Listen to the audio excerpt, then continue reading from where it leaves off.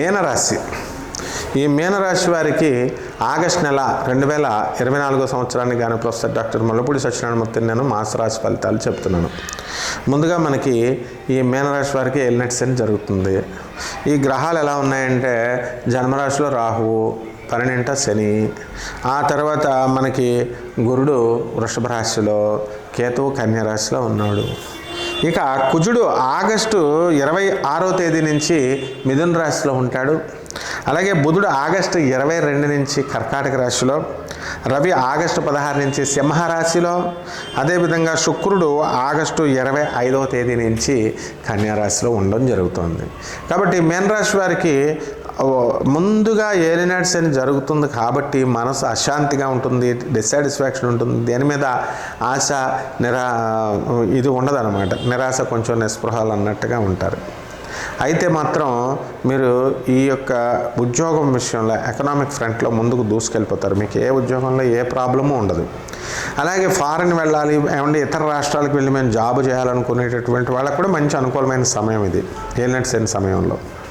కాకపోతే మీకు head quarters already ఏమండి మేము ఆన్లైన్లో మేము చేస్తున్నామండి, వర్క్ ఫ్రమ్ హోము, మనకు హెడ్ క్వార్టర్స్లో మరి ఇతర రాష్ట్రాల్లో ఉన్నప్పటికీ కూడా మమ్మల్ని పిలవట్లేదండి అంటే మంచిదే కదా, ఇంకా పిలవదు, ఇంకా మా ఎక్స్టెన్షన్ అనేటటువంటిది ఉంటుంది.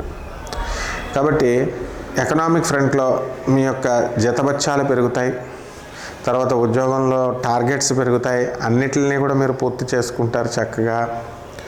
అలాగే ఈ జీతభత్యాలు కూడా ప్రభుత్వం దగ్గర ఏమి ఉంచుకోరు, మీకు ఇచ్చేస్తారు. అవి టీఏలు, డిఏలు, అరియర్స్లు అన్నీ కూడా మీకు వచ్చేస్తాయి. పెన్షనర్స్కి కూడా government settlement, one time settlement చేసి మీ పెన్షన్స్ మీకు ఇవ్వడం జరుగుతుంది.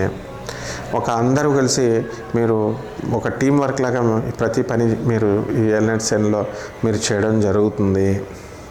ధనానికి మీకు ఎంత రాబడి వచ్చినా సరే ఇంకా అప్పులు చేయాలి అనిపించేటటువంటి పరిస్థితుల్లో మనకి ఈ యొక్క ఏలినాటి శని ఉంటుంది. కాబట్టి ఈ యొక్క మీనరాశికి ఉంటుంది. అలాగే ఈ మీనరాశి వారికి చక్కగా మనము ఏం చేయాలంటే వివాహాలు కానటువంటి వాళ్ళకి వివాహాలు అవుతాయి. పిల్లలు లేకుండా సంవత్సరాల నుంచి ఉన్నటువంటి వాళ్ళకు కూడా మీకు సంతానాలు కలుగుతాయి. కొత్త వ్యాపారాలు మీరు ప్రారంభిస్తారు. మరి కాఫీ షాపులు, మిల్క్ షేక్లు ఇలాంటి బిజినెస్లు కూడా మంచి రాబడిగా రావాల్సినటువంటి బిజినెస్లు కూడా యావరేజ్గా వస్తాయి ప్రారంభంలో. ఇక సాఫ్ట్వేర్ ప్రాజెక్టులు, ఆ తర్వాత ఈ యొక్క ఎలక్ట్రానిక్స్ సంబంధించినటువంటి సేల్స్ సర్వీసులు ఇవి కొంచెం తక్కువగా వస్తాయి. ఇనుముకు సంబంధించినటువంటి వ్యాపారాలు చేయకండి.